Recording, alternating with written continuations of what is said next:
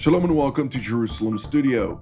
The Chinese ambassador to Israel, Du Wei, was found dead in his residence last week, and while there was seemingly no foul play involved, the timing was curious. Ambassador Du only arrived in Israel about 3 months ago at the height of the corona contagion's outbreak in his country, and his death came merely a couple of days after a visit to Jerusalem by U.S. Secretary of State Mike Pompeo, whose purpose was partially to urge Israel to avoid trade arrangements with Beijing, which could threaten American national security.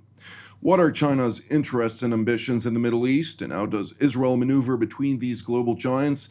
To analyze this question, we're joined from another location here in Jerusalem by Mr. Silverman, who is a lecturer at Shalem College and former president of the American Foreign Service Association. Welcome. Thank you. Also joining our panel from Central Israel is Colonel in Reserve Reuven Ben-Shalom, who is a cross-cultural strategist and associate at the International Institute for Counter-Terrorism in Herzliya. Welcome. Shalom.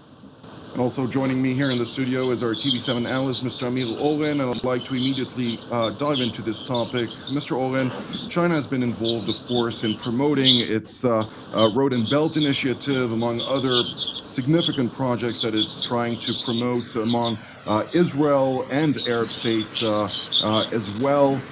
It has been very active in asserting a footprint with all that is related to combating the corona contagion, assisting countries that are really struggling both economically as well as socially, including Lebanon, Syria, and Egypt also, of course, but really it is growing and growing pertaining to a certain level that the Americans are starting now also to ask questions of whether they shouldn't put a certain block of those aspirations.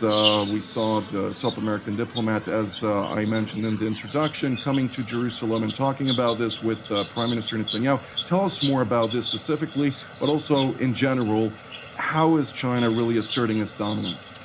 So there is a difference between the nation of China and the Chinese regime and the individual Chinese. China, of course, is an economic powerhouse, second only to the United States, and perhaps is going to overcome the American economy. But the individual Chinese is very poor. Just to give you an example, the Israeli gross domestic product per capita is about $40,000 annually, more than that, 41,000. The Chinese one is 4,000, 1/10 of the Israeli GDP per capita, which is one reason you see so many Chinese workers here on infrastructure projects. Now, if you move to the United States, this is both a national security issue and a domestic issue in politics. Now, we fortunately have Bob Silverman here with us. Many of his predecessors in the U.S. Foreign Service were blamed 70 years ago for losing China, quote unquote, as if China was the United States to lose or to have. This was part of the McCarthy era and the hysteria of the Cold War, the early years. But right now, President Trump is trying to build a case where, first of all, China was not transparent enough when the COVID-19 contagion started and did not disclose what has happened in the Wuhan province early enough. And also, he is blaming the Chinese Communist Party for controlling many technological and other corporations, and therefore he has barred the Huawei firm from entering the U.S. market, and especially national and defense-related entities. Also, Taiwan has just invested $12 billion in a semiconductor plant in Arizona, and China has blocked Taiwan from entering the World Health Organization. And Secretary Pompeo came to Israel to warn Israel away from being engaged too much in certain projects, such as the desalinization plant at Sorek. So Israel is between a rock and a hard place here. It has to manage its affairs very carefully. Indeed. I'd like to move to you, Mr. Silverman. Sure. China has been involved in foreign direct investment vis-a-vis Israel for quite some time now. It's purchased and is investing also a lot in the whole aspect of maritime shipping in the Israeli ports, and is trying also to advance its infrastructure in other sectors within Israel, something that just several years ago we had the former national security advisor of the United States come to Israel, Mr. John Bolton, stressing to Israel and warning Israel that if it would continue doing so, there might be consequences to the security coordination between Washington and Jerusalem and all that pertains to intelligence and other elements that are also, to a certain degree, very much needing this infrastructure in order to keep an open line. To what degree do you see the current situation in which Israel is interested in Chinese business, it is interested in maintaining good relations with Beijing, which is obviously a superpower? Israel is a small country that still needs to maneuver in between the global powers, and at the same time is openly saying that the United States is its closest ally. It is also quite evident on the ground that the United States and Israel are very close in not just one field on security, but in all sectors of its economy and social construct. How do you see this actually evolving to a certain degree? Thank you, Jonathan and Amir. I am a hawk when it comes to relations with China, meaning I'm very skeptical of China. I give two main reasons. And I agree completely with Amir that we're talking about the Chinese government. That's the concern. It's not individual Chinese people. The concern is the nature of the Chinese government, number one. And it's the Chinese-Iranian relationship that we all have to keep in mind. That is in the regional strategy of China. So, look, the Chinese government does not operate like a normal player in the world. And the U.S. has learned this over the course of decades. We came at a relationship with China in the hopes that by working with China, by sponsoring its membership in the World Trade Organization and bringing that it would normalize and become a normal player. It has not become a normal player. And let me give you several examples. Whenever you're doing business with a Chinese company, whether it's a state company or private company, you always have to keep in mind that you're actually dealing with the Chinese government, because the Chinese government controls all the private companies and the state companies. One concrete example, Israel and the United States and European countries, it's illegal to engage in bribery or corruption. In China, it is not illegal to bribe foreign players. It is, in fact, the way they do business. And even in Israel, there were allegations. The largest Chinese investment in Israel is, of course, of a controlling interest in Tenuva, Israel's largest food company. And at the time of that investment in 2014, a lot of press allegations that was bribery involved. And none of that was completely proven, that there were such allegations. And there are many that, again, this is not illegal in China to do it, and the United States, unlike Israel. So the corruption angle is always going to be there when you're dealing with China. And they do business. Technology stealing is another problem, a huge problem. This is going to be an enormous problem for the desalination. Israel has great technology in desalination, and proven time and again that it doesn't honor agreements on intellectual property protection. It steals that technology. That's the way to do business. And so I guarantee you that if Israel does a deal to build a desalination plant built by the Chinese, Israel's technology will become available not just to that one company that's doing the construction of all other Chinese companies via the Chinese government. So they steal technology. Let me just finally. Yes. It raises a question, and I'd like actually to refer this question to Colonel Ben-Shalom. Yes. In the Second Amendment of the Chinese Communist Party's constitution for China, it says that any corporation or any business, private or not private, will be subject to service of the central government in China, something that obviously raises a lot of questions and somewhat ratifies what Mr. Silverman is saying about the government's involvement. To what degree does this not concern the Israelis? And on the other hand, what are the assurances that China usually gives to Israel pertaining to security-related issues and others? As far as security-related issues, I don't think we do with them sensitive collaboration on such matters. Remember that we are under very strict guidelines by our American partners, and Israel adheres to this very carefully. Remember that when we tried to go around that, or when we weren't not abiding by these, like with the Falcon deal and the Harpy, then this was a very big strain on our relationship with the United States. So today we actually do not do any significant security-related issues, and all our collaboration with the Chinese is what I would call soft issues. And by the way, water desalination would be one of them. That goes into the realm of espionage, but not militarily or intelligence, but trade secrets. So I would take the military aspect and security-sensitive aspect off the table, because we work very closely with the United States. I think when we deal with this entire issue, we have to remember that we are a small country, aligned with the United States 100%. I meet business investors from China almost every month, and they ask me about this, and I have to look them in the eye and tell them, I appreciate you very much. We're good friends.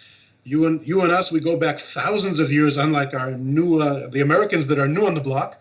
But Israel is aligned strategically with the United States, and this is very important for Israel's cooperation and Israel's stance in the world. Notice also that the terminology that we use with the United States, which is strategic in nature, we don't use the word even strategy with the Chinese. It's partnerships, okay, innovation partnerships and things like that. And this is very important for us to shape it and keep it where it is in order to maintain our main strategic ally, which is the United States. Mr. Oren? If you go back and look at documents in Israel's National Archive, you go back to the early 50s, you find similar problems between Jerusalem and Washington vis-a-vis China, because the Israeli Foreign Ministry at the time tried to get on the better side of the non-aligned movement. And Foreign Minister Sharet, mostly, who for a couple of years was also Prime Minister, wanted to help the Chinese, the Communist Chinese, at the expense of what was then called Formosa, Taiwan. And the Americans intervened and pushed Israel very hard to vote in the United Nations against sitting China, Beijing, or Peking, as it was called at the time, in the Security Council, and the UN itself, rather than Taipei, Taiwan. Now, Israel has this problem of maneuvering between the two because there are two time frames involved. The Chinese always look ahead 20, 30 years from now. They have programs looking at 2040, 2050. They do not rush things. However, their program, you mentioned the Belt and Road Initiative, their program is very structured.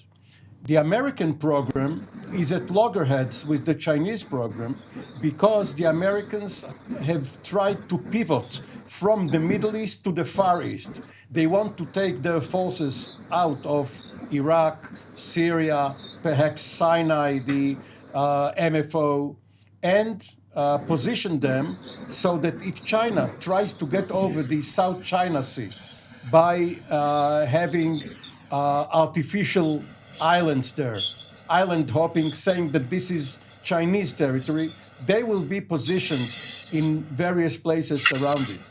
So the Chinese have counter-enveloped the United States by moving into the Middle East. This is like an ancient game where one party tries to encircle the other from the left, and the other one comes back and encircles from the right. And Israel finds itself in a very awkward position because it doesn't want to anger any of the giants. Mr. Silverman, to what degree do you see the current situation in which China has also been heavily investing also in the Egyptians to the west of Israel and to the north of Israel, countries that have less friendly relations with Israel, to say the least? Yes. But when we're speaking specifically about Egypt, the United States has been talking about possibly disengagement from the Sinai Peninsula, while at the same time, we hear the Egyptian ambassador to China praising the central government in Beijing for the assistance that it granted Cairo in combating the coronavirus, in providing all kind of protective gear for the Egyptian medical staff in really dealing with this contagion spread. Is this now not going to evolve into something new where, as Mr. Oren is stating, this is not a regional game, this is a global game? We need to zoom out and understand all the different components pertaining to this specific cold conflict, if you will, between Beijing and Washington, and to what degree is Washington invested in thwarting China from really taking an even larger foothold within Israel at a time like this? Thank you. I agree with you, Jonathan. It's time to be very strategic in any dealings with China because, again, they're not a normal player. And they are looking very strategically at every interaction within countries like Egypt, Israel. You know, Israel may see a commercial opportunity, and that's completely understandable, but China does not that way. They see all these transactions in a very strategic way. And, you know, their investments, it's not a surprise that their first very large investment in Israel was in a food company because they go around the world investing in raw materials and food companies. That's what they do to ensure supplies to their own population. And their largest investment in the U.S. is in Hormel, which is the largest producer of pork in the U.S. And they've tied up a lot of the pork production in the U.S. in exports to China at a time that now turns out that there's a meat shortage. So you have to look at every transaction with China in a way, in a very strategic way, just as you suggested, Jonathan. And they don't respect differences between civilian and military. Let me give you a concrete example. So you may think you're doing a strict commercial deal with China, but that's not the way that China is dealing with it.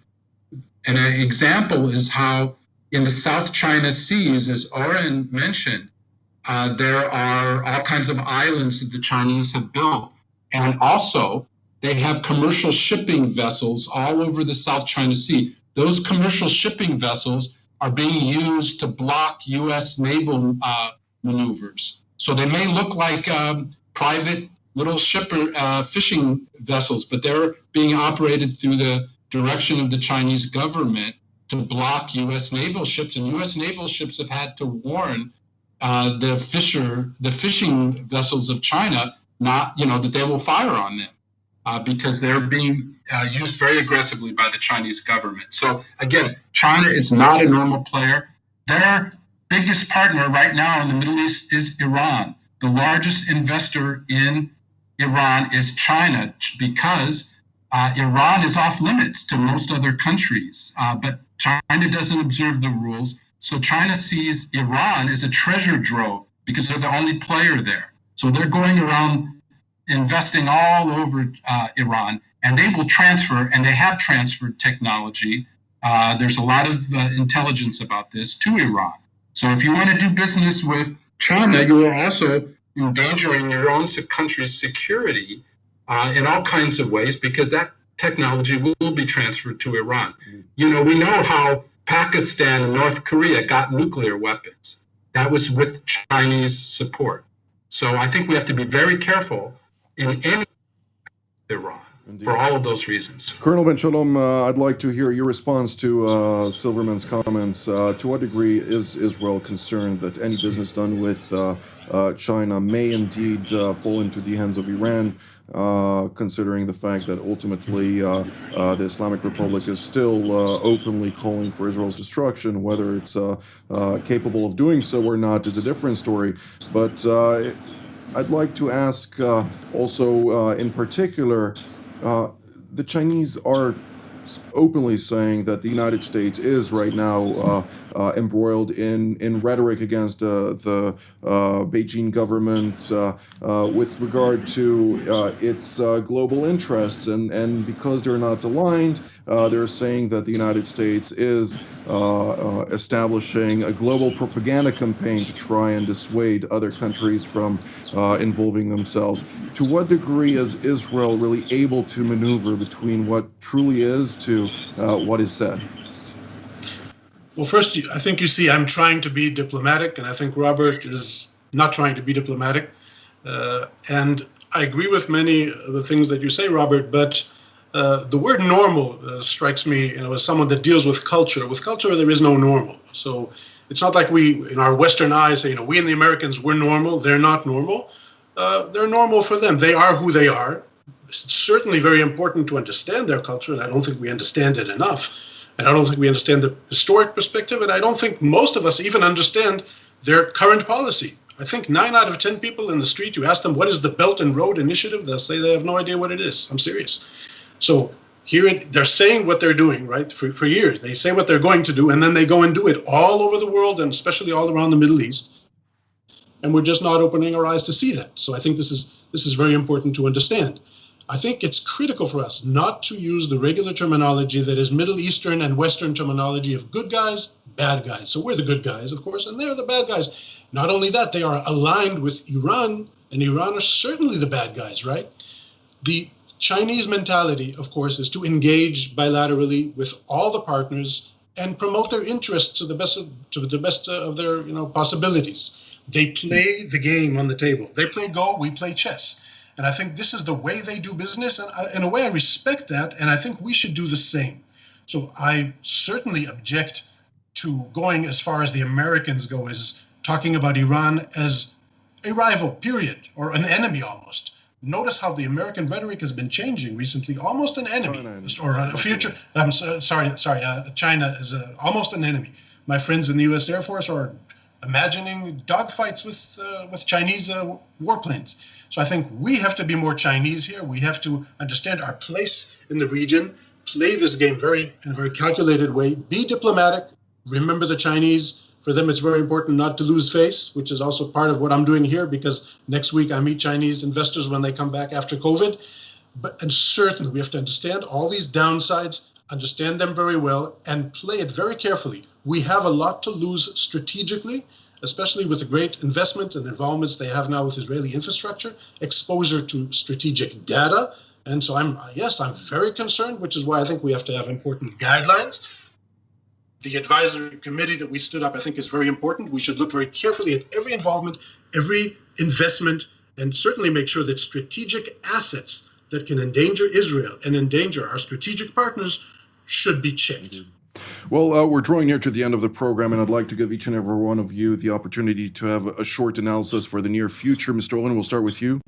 The coronavirus crisis was obviously first and foremost a humanitarian disaster. Hundreds of thousands dead. The end is not in sight. But for China, it was also a public relations disaster. And this ties in with what Reuven just said. So it was very important for them to help not only Egypt, as you mentioned, but also Israel, the United States, and other countries around the world by sending equipment, donating, sending some of their expertise, and so on and so forth. One of the last things that the late Ambassador Du Wei managed to say to an Israeli audience is that Jews, of all people, should beware of conspiracy theories. They know what it is to be blamed for the troubles that the world is undergoing, and the Chinese feel their affinity with this problem. Well, indeed, they do know how to trigger the feelings of Israelis. Colonel Ben-Shalom? I don't know much about finances, but I think they're going to exploit the situation now. Again, they're very strategic, very long-term vision. I think they're going to look at the situation now, and as investors that want to be involved more in strategic projects in the Middle East, they're going to go now to entities that have a problem with the financial situation, which means we're going to be more challenged in this realm. Mr. Silverman? Thank you. I do want to emphasize when I say that China is not normal, it does not operate by the international rules that we all have agreed upon. And for instance, it does not disclose when it does infrastructure construction projects in other countries, it does not disclose the terms of those deals with the IMF, unlike other countries. That's just one example, because there's often more than one agenda going on in those infrastructure projects. You just have to look at what they have, their record on this Belt and Road project in other countries. Sri Lanka is an example. They use infrastructure loans as a way to gain leverage in these countries. And then for smaller countries, and Israel is a smaller country, they can use those infrastructure loans to dictate other terms. And so this is the way they operate. We will have to revisit this topic in the near future as we ran out of time. I'd like to thank Colonel Ben-Shalom, Mr. Silverman, as well as Mr. Oren for being with us today. And I'd like to thank our viewers as well, and we will see you next time.